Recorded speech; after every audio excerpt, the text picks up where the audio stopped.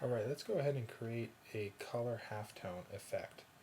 And this will be used for showing perforations and things of that sort, kind of gradiating from large to small within a particular shape. So what I'm going to do here is I'm going to create a shape, and let's just fill it with red for now. And the idea is you want to have a grayscale gradient. So the darker part of your gradient is going to be the larger circle shapes. As it fades to white, the circles will get smaller. And you can see here that my gradient is in a radial format, and I'm just going to stick with the default setting, so the concentration's in the center here. Let's take a closer look here. And what I want to do with this is you go up to your effects, and under pixelate you have this color halftone. And depending on the size, right now we're using a 11 by 17 page, and this, let me show you. You can't see it now, but this, we're going to have the pixels. The default is set at 8. I'm just going to scale this up to, let's say, 35. And unfortunately, it doesn't show you a preview image, so we're just going to go ahead and take a look at what happens here. Alright, 35 was a pretty decent number. If you went smaller pixel sizes, you'll have a smaller, this concentrated area where you have a lot more smaller circles. But you can see how these are all radiating out to follow the gradient pattern. So what does this mean to you, and how do you apply this? Well, let's say you have a shape that kind of does this.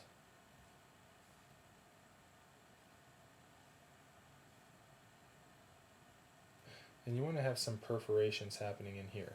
Now the way I would do this is I would just fill this solid, and let's make this outside edge white. Okay, and go ahead and use your gradient mesh tool and apply a couple cross intersecting lines. Now this is all going to depend on how you want your bleed to look, so I'm just going to do this for now. Using your direct selection tool, select that, hold shift and select the second one, and again this all comes down to control, and you can see how this is pretty concentrated. My blend's not going to be really that effective. So what I'm going to want to do is I just want to select this and make this a tad bit darker, so I get really bigger circles here. They gradiate down and then down to nothing. Now I can tweak the concentration of where this shadowing happens, and all I do is I'm just going to start moving these anchor points just to get my concentration to be a little bit more centered. And you can also do, what you can do here also is you can add another gradient mesh line here, but I'm going to do this just so it's a little cleaner and simpler for right now. Alright, and this tail off. Alright, so here's my shape. So say this, you're working on a project and you had this odd type of shape. It wasn't a rectangular form like that. You can use that gradient mesh, highlight this area here and fade it out to white. Now what you do is you go out into your effects under pixelate, color halftone, and let's just do the same formula here. Let's actually bump this up to 50, so we'll get us a larger circle shape here. And notice what happens. You could see that going from this concentrated area, and you're kind of fading out. Now let's undo that. I want my perfs, sorry, let's redo it. I want my perfs to be fading earlier, so go from larger to smaller, but not right to the edge. So let's undo that, and I'm going to go ahead and add in that extra curve in here, and I'll add one right in here. let's not do that. Sometimes these get a little crazy shaped, so you may not want to do that. Alright. And what I'll do is I'll take these points here. We'll just change all these to white. So the white's going to fade a little quicker.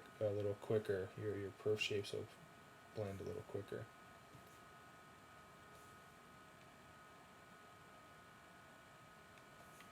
Okay.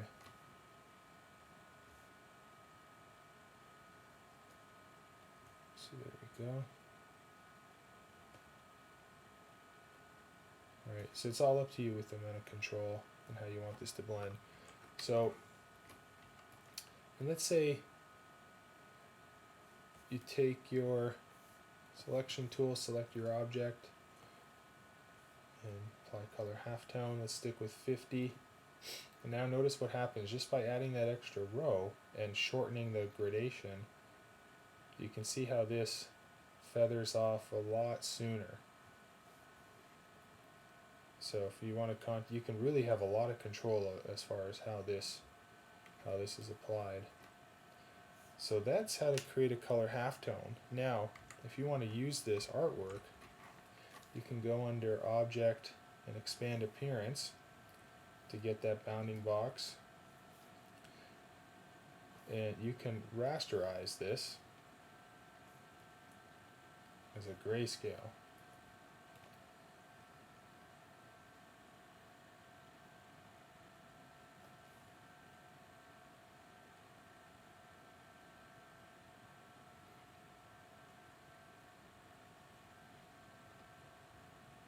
If you do live trace, make and expand, now each one of those became a shape. So what's good about this, if you ungroup these